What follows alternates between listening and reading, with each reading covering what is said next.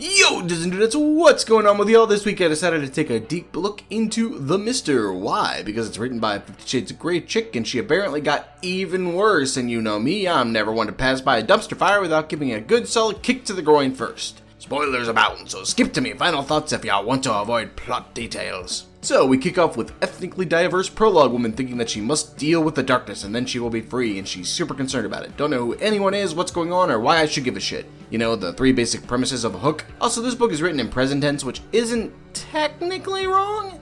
It's like pronouncing GIF like GIF. You can do it.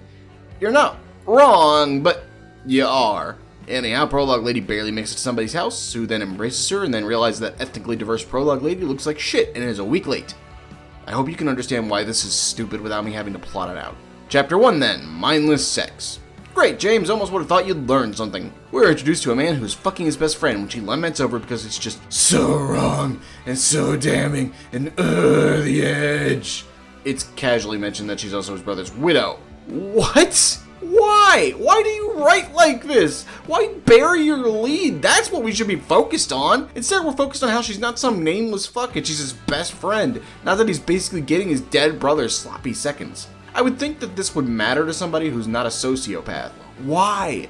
Why do you think you can write romance? You can't! You do the unexpected and the socially unacceptable. But bad news. Socially unacceptable is ever-changing. Catcher in the Rye was considered edgy and cutting for its time, but now is quaint at best and dull at worst. Your future is to be either disgusting or dull. Great job. Oh, it gets even better. She fucked him out of grief. Isn't that wonderful? Fucking your dead husband's brother before he's even cold in the ground. Such wonderful assholes. The book even points this out so that MC can hate himself a bit more, but as I've said before, pointing out your hypocrisies does not make them better. Look, I get it, the character needs to start off flawed and capable so that they can grow an arc, but they still need to be likable and relatable. Luke was a farm boy who wanted a bigger and grander world and strives to do what he thinks is right. He's also naive, wimpy, and unskilled. Harry is lonely, quiet, abused, and longs for family and friendship. He's also impulsive, impatient, and often feels out of his depths. Meanwhile, MC fucks his brother's widow 2 days after the funeral and kinda feels bad about it. Our MC then thinks the phrase, why the hell was he riding his motorcycle on that bleak and icy night? Aside from holy exposition Batman, this is just terrible, terrible writing. No man thinks like this. I'm a writer and I don't think like this. I can't speak for the fairer sex because they tend to be more descriptive, but men think far more directly. Bleak and icy night is the type of shit you say whenever you want to sound deep, but you end up sounding stupid. It would have been far more natural to have him dealing with his dead brother's effects. See that the motorcycle is wrecked, but still has to be left to whomever it's willed to. Maybe it's willed to MC if you want to have a reoccurring element and reminder, as well as something for him to work on, that would symbolize his own mental repair work after his brother's passing. But alas, this would be something done by a writer who had a speck of talent, or who cared what they were writing, and this is not a world that we live in. Literally, just every single bit out of this is so poorly written because it wants to be dramatic. MC runs on a treadmill so he doesn't have to focus on his brother's death, and while that action can work, it's not terrible,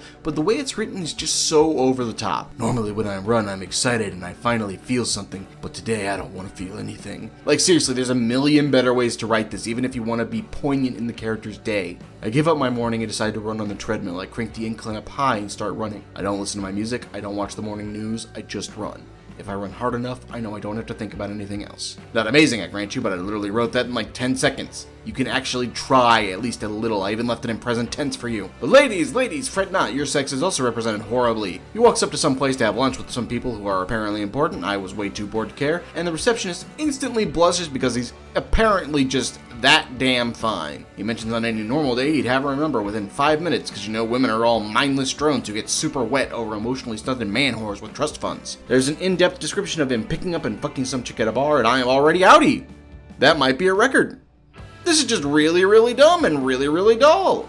Not worth the time I spent on it, and I didn't even get through chapter 1. Way to go, book. My personal score is 0 out of 10. It's remarkable you actually got this published. Let's go ahead and take a look at that bingo card.